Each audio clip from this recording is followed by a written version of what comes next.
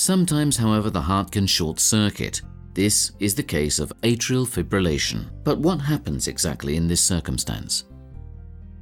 The electrical impulse originated in the atria breaks up, generating hundreds of impulses per minute.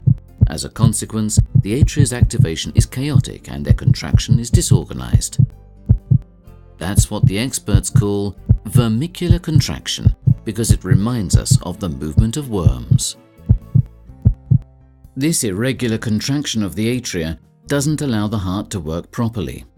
In other words, the blood is not pumped efficiently, and it stagnates in the upper cardiac chambers, with the risk of blood clots, thrombi, and thromboembolic events, especially strokes. Besides, of all the impulses originating in the atria, some go down to the ventricles at variable intervals, causing an increase of the heart rate and an irregular ventricular rhythm. It's that sensation called palpitations.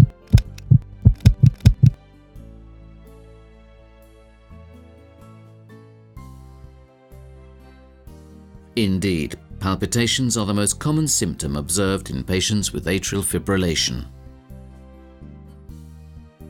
It's the unpleasant sensation of an accelerated and irregular heartbeat, but this is not the only symptom. Among others, we have to mention dyspnea, that is, the shortness of breath during physical efforts.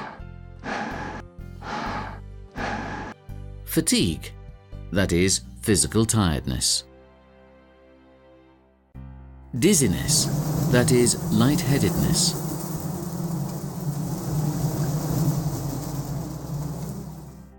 Syncope, or fainting.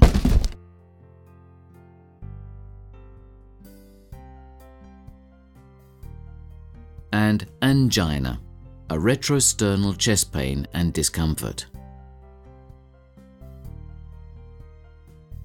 All these symptoms may significantly worsen the quality of life.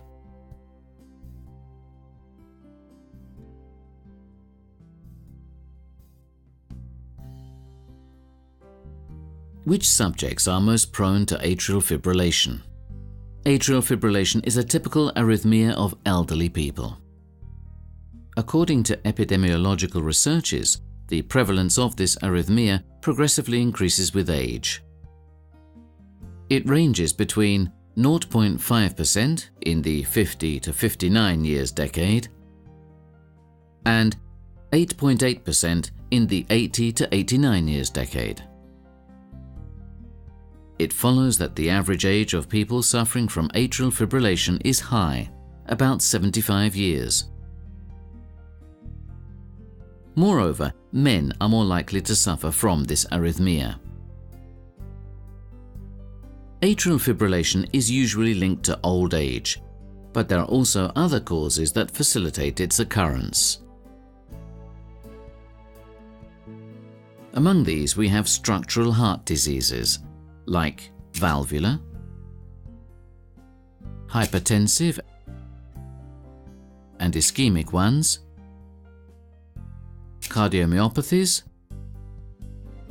and heart failure.